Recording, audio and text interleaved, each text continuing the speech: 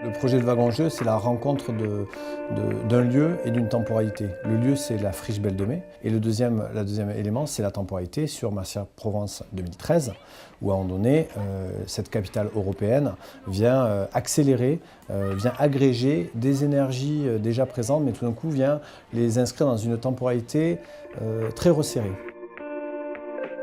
Aujourd'hui, les enfants sont absents de la ville, il n'y a plus d'enfants dans la rue, les enfants sont absents aussi de ce qu'on leur permet d'expérimenter dans les villes, hein, que ce soit Marseille ou d'autres villes, et pour nous c'est des questions assez problématiques. Quand on est venu nous proposer de réfléchir sur cette thématique, donc on a fait une étude sur le quartier La Belle de Mai, de voir ce qui était proposé pour les enfants, en fait on s'est rendu compte qu'il n'y avait quasiment rien.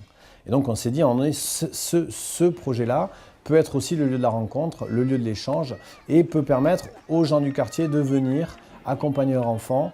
Et donc bien sûr, un enfant c'est aussi un parent qui l'accompagne ou plusieurs parents, et du coup la chaîne ensuite est lancée. Lorsque nous avons visité le site, nous avons identifié qu'il y avait une voie ferrée qui rentrait à l'intérieur de la Belle de Mai et permettait en fait à l'usine de charger des wagons de marchandises pour ensuite les acheminer dans la France entière. Et donc on s'est dit que les rails étaient encore présents, et donc nous avions envie de partir de cette histoire-là. On va ramener un wagon de marchandises, et à partir de ce wagon de marchandises, on va créer une aire de jeu. Donc c'est vraiment une observation, un point de départ qui ensuite nous raconte toute l'histoire.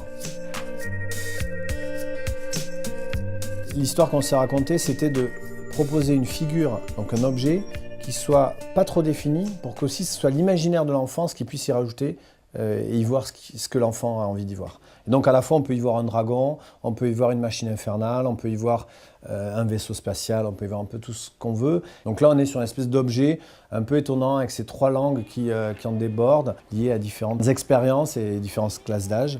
Et puis ensuite on a été aussi pas mal orienté par la possibilité de l'espace, c'est-à-dire qu'on a décidé de s'implanter sur les rails, et à partir de là on a essayé de voir les limites qui nous étaient données. On est sur un espace qui est plutôt qui entoure, qui protège, qui veut aussi protéger des véhicules, des scooters, etc.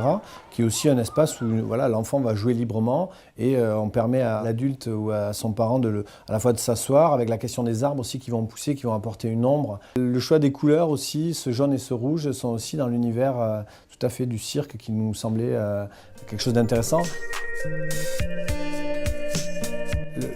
Le wagon-jeu donc est construit sur un châssis de chemin de fer qui est en métal, qui est vraiment le socle du projet. Ensuite, on va avoir une structure métallique qui va en faire son ossature, qui va permettre à la fois de porter les plateformes, de porter les escaliers, de porter les toboggans, qui eux-mêmes sont en métal. Et ensuite, on a recouvert l'ensemble de la structure d'une résille qui, dans un premier temps, a été un filet, et ensuite, on a dû la transformer et la faire rendre métallique, qui vient faire comme ça une enveloppe à l'intérieur de laquelle on se promène, et avec des jeux d'ombre qui sont aussi assez étonnants et assez plaisants, on va dire.